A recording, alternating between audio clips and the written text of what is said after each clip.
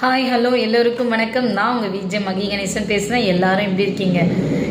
மழையில் அந்த தண்ணியில் இன்னும் உயிர் மட்டும்தாங்க போகலை, மற்றதெல்லாம் ஓகே அப்படின்ற அளவுக்கு சில பேர் வெந்து நொந்து போயிருப்பீங்க. ஸோ எல்லாமே இயல்பு நிலைக்கு வரணும்னு நான் ப்ரேயர் பண்ணிக்கிறேன். கண்டிப்பாக இனி நல்லதே நடக்கும். இதை தவிர நானும் வேறு என்னங்க சொல்ல முடியும்? இயற்கை சீற்றத்துக்கு வேறு ஏதாவது சொல்ல முடியுமா என்ன? கண்டிப்பாக இயற்கை சீற்றம் வந்துச்சுன்னா தான் நம்மளே உணர முடியும்.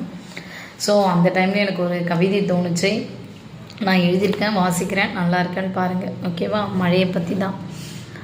5 மணி துயில் கலையாது, 6 மணிக்கு காகம் கரையாது, பால்காரன் அண்ணன் இன்றுதான் சற்று கண் உறக்கம் கூட்டியிருப்பான், காய்கறி விற்கும் அம்மாவும் கால்வழி பொறுத்திருக்கும், வாகனத்தின் வேகம் சாலையில் சங்கமிட்டிருக்காது, எந்த கட்சிக்கும் முகாம் இல்லை, மூகாம்பிகை பண்டிகை நடக்காது, பள்ளி வாகனம் ஒளி எழுப்பாது, பள்ளி குழந்தைக்கும் புத்தக பைக்கும் தொடர்பு இருக்காது, போக்குவரத்து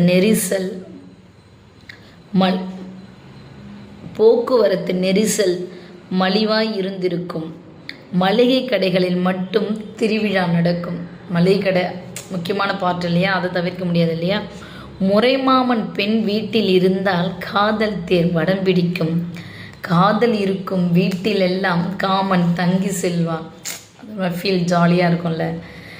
அம்மாவுக்கு அடிப்படை வேலைகள் மட்டும் ஓய்வே இருக்காது, அப்பாக்களின் அலைபேசி அழைப்பு குறைந்திருக்கும், இனி தேநீரின் சுவை கூடியிருக்கும், தெருவெல்லாம் தடம் மாறியிருக்கும். காரணம் இது மழை காலமாச்சு. ஆனால் ரொம்ப கஷ்டமான ஒரு தருணமாயிடுச்சு. இந்த மழை காலம் ரொம்ப பெரிய பாதிப்பை ஏற்படுத்துச்சு. ஸோ எல்லாமே சரியாகி இயல்பு நிலைக்கு வரணுன்ட்டு நான் ப்ரேயர் பண்ணிக்கிறேன். எல்லாமே சரியாக நடக்கும். இது போன்ற கவிதையெல்லாம் உங்களுக்கு பிடிக்கும். நான் விஜய் மகி கணேசனுடன் தொடர்ந்து இணைந்திருங்கள். நன்றி, வணக்கம்.